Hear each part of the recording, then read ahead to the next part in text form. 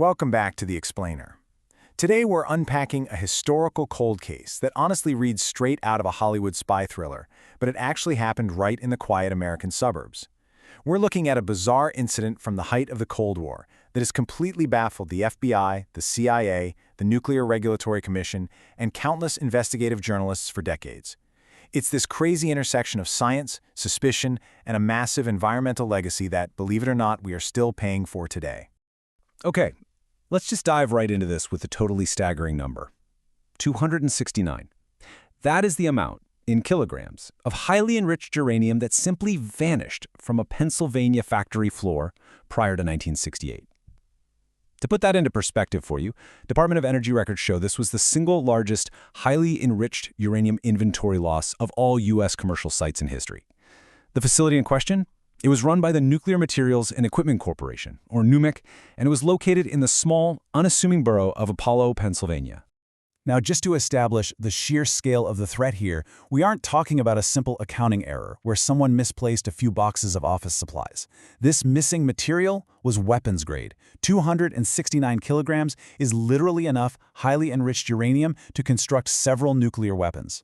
In the geopolitical pressure cooker of the 1960s, the idea that this much fissile material was just unaccounted for, well, it sent absolute shockwaves to the highest levels of the United States government. So, tracking the timeline of NUMEC, you can really see how this crisis emerged and escalated. The company was founded in the 1950s, and it was actually the very first private company permitted to provide fuel from nuclear reactors. A real pioneer. But then, boom, in 1965, an Atomic Energy Commission audit revealed this massive shortfall in their inventory. And despite years of intense investigations, the mystery only deepened, eventually escalating to the point in 1976 where the CIA had to step in and directly brief President-elect Jimmy Carter about the missing uranium. To really understand what might have happened at that Apollo plant, we have to look at the two dueling narratives that investigators relentlessly pursued over the next few decades. This entire affair essentially splits into two distinct, totally opposite possibilities. On one hand, you have the diversion theory. Was this a highly coordinated international espionage operation designed to smuggle nuclear material overseas? Or, on the other hand, do we have the industrial loss theory? Was this simply a case of disastrous industrial incompetence where the material was just accidentally wasted and lost in the mud? Let's examine that first possibility. The diversion theory, which has been detailed by authors like Grant F. Smith, points heavily toward NUMEC's founder, Dr. Zalman Shapiro. Now, Shapiro was an undeniably brilliant scientist, but investigators started focusing on his longtime Zionist ties and his business contacts with high-level Israeli government officials. What really set off alarm bells for both the FBI and CIA were the secret summits held at his home, and especially a highly suspicious plant visit in September 1968. 4 Israelis visited the NUMEC facility, including a man named Rafi Eitan, who was listed on paper as a Defense Ministry chemist. Now here's where it gets wild. Rafi Eitan wasn't just some chemist. He was later revealed to be a legendary Israeli spy. He's actually the same guy who was later involved in the infamous Jonathan Pollard espionage incident. As intelligence analyst Anthony Cordesman bluntly put it back in 1986, there was simply no conceivable reason for a high-level agent like Eitan to be walking the floor of a suburban Pennsylvania nuclear plant unless it was for the nuclear material itself. And the intelligence community took this theory incredibly seriously, all the way up to the Oval Office. When President-elect Carter was briefed in '76, he demanded a full assessment. His national security advisor staff returned with a pretty chilling conclusion, stating, "The CIA case is persuasive, though not conclusive." Essentially, they had a strong circumstantial web connecting NUMEC to the Israeli nuclear weapons program, but they lacked the absolute smoking gun to prove beyond a shadow of a doubt that a diversion actually took place. But wait, let's pivot to the second file in our dossier, the defense. This angle was championed by prominent figures like Pulitzer Prize-winning journalist Seymour Hersh and former Atomic Energy Commission head Glenn Seaborg. In their view, the uranium wasn't stolen at all in some grand James Bond-style plot. Instead, they argue that the processing of these exotic nuclear fuels was so highly experimental and just incredibly messy that the material was simply lost to the factory's air, the local water supply, and physically trapped in the ducts, tubes, and floorboards of the plant itself.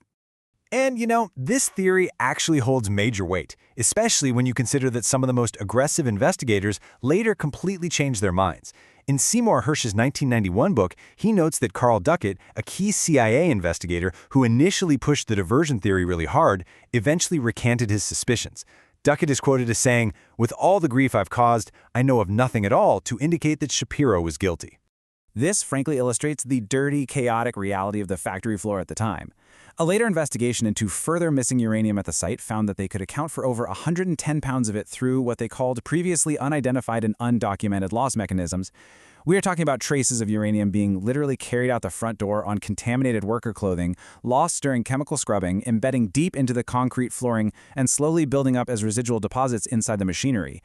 It wasn't an ocean-crossing heist. It was an environmental nightmare.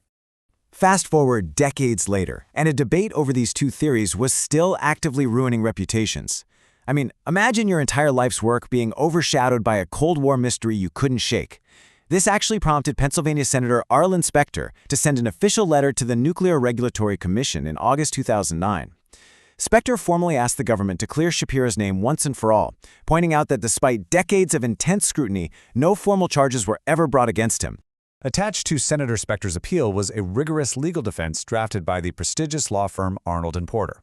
They were fighting tooth and nail to clear the name of a man who was, above all else, a highly decorated American scientist. The letter details Shapiro's distinguished 60-year career, noting that he had previously won Westinghouse's highest employee award for his work on the Nautilus, which was the world's first nuclear-powered submarine, and had even recently earned his 15th patent at the age of 89. The core of Specter's argument rested on the hard, physical evidence found during the demolition of the Apollo plant. As his letter states, following the closure of the facility, an amount of uranium equal to the amount believed to have been diverted was later identified and collected from the decommissioned site. To Shapiro's defenders, this was the ultimate case-closed proof of the industrial loss theory. The uranium never went across the ocean to the Middle East, it was just sitting in the scrap and soil of Pennsylvania the entire time. So what did the government say? The crucial point here is the Nuclear Regulatory Commission's final response to this 2009 appeal. And honestly, their verdict is a classic bureaucratic stalemate. They officially refused to formally clear Dr. Shapiro. Their statement concluded that while they found no specific documentary evidence that a diversion occurred, they also didn't have the information to unequivocally conclude that nuclear material was not diverted. Plus, they couldn't guarantee that absolutely all the missing material was fully accounted for in the cleanup. So regardless of whether you believe it was a masterclass in international espionage or just massive, mind-boggling industrial incompetence, the undisputed legacy of NUMEC is incredibly grim. It has resulted in a vastly complicated toxic cleanup operation overseen by the U.S. Army Corps of Engineers. This cleanup of the contaminated land is costing taxpayers upwards of $170 million. The project was originally supposed to be done in 2015, but they found substantially more contamination than expected.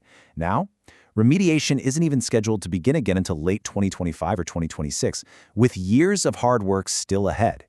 As the slow, painstaking excavation of the Apollo site continues today, we are ultimately left with one of the Cold War's greatest, most highly radioactive unsolved mysteries. It's a story that forces us to really question the balance of secrecy, security, and safety. What you should take away from this explainer is just how terrifyingly fragile the control of the world's most dangerous materials really was at the dawn of the nuclear age. So I'll leave you with this final thought. Did that 269 kilograms of uranium secretly cross the ocean to fuel an undeclared nuclear arsenal? Or is the missing remainder of it still quietly buried in the toxic soil of a small Pennsylvania town?